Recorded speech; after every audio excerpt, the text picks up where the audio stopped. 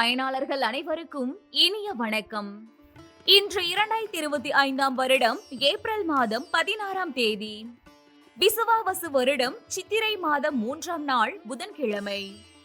இன்றைக்கு என்ன விசேஷம்? சங்கடகர சதுர்த்தி மற்றும் சுப முகூர்த்தம். யாரை வழிபடலாம்? லக்ஷ்மி நரசிம்மரை வழிபட துன்பங்கள் விலகி நன்மைகள் அதிகரிக்கும். இன்று யாருக்கெல்லாம் எதிர்பார்த்த வரவு வந்து சேரும்? பார்க்கலாம் வாங்க. மேச ராசி அன்பர்களே, விலை உயர்ந்த பொருட்களை கையாளுவதில் கவனம் வேண்டும். தந்தை வழி உறவுகளிடம் விட்டு கொடுத்து செல்லவும். உயர் அதிகாரிகளிடம் சூழ்நிலைக்கு ஏற்ப அனுசரித்து நடந்து கொள்ளவும். உடல் ஆரோக்கியத்தில் விழிப்புணர்வு வேண்டும். ரிஷபராசி அன்பர்களே, தொழில் ரீதியாக எதிர்பார்த்த உதவிகள் கிடைக்கும். வெளி வட்டாரங்களில் புதிய நபர்களின் அறிமுகம் உண்டாகும். கால்நடை வியாபாரத்தில் லாபம் மேம்படும். பிரபலமானவர்களுடைய ஆறுதலும் நட்பும் கிடைக்கும். மிதுன ராசி அன்பர்களே, கலகலப்பான பேச்சுக்களின் மூலம் மகிழ்ச்சியான தருணங்கள் ஏற்படும். பழக்க வழக்கங்களில் சிறு சிறு மாற்றங்கள் உண்டாகும். மனதை உறுத்திய சில கவலைகள் விலகும். பொருளாதாரம் தொடர்பான சிக்கல்கள் குறையும். கடகராசி அன்பர்களே, மனதை வருத்திய சில பிரச்சனைகளுக்கு தெளிவு பிறக்கும்.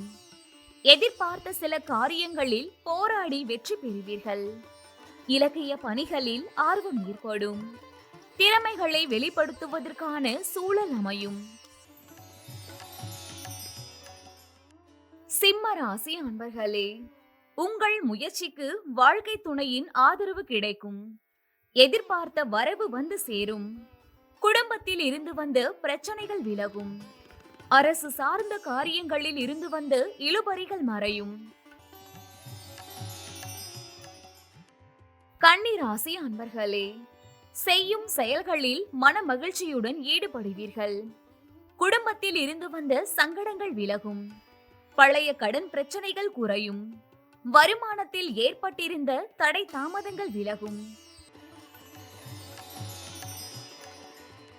துலாம் ராசி அன்பர்களே, புதிய நபரின் அறிமுகம் ஏற்படும். வெளியூர் பயணங்களால் ஆதாயம் ஏற்படும். குடும்பத்தினரிடம் மனம் விட்டு பேசுவது புரிதலை ஏற்படுத்தும்.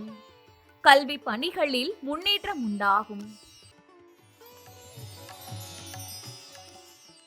விருச்சக ராசி அன்பர்களே, எதிலும் படபடப்பு இன்றி பொறுமையுடன் செயல்படவும்.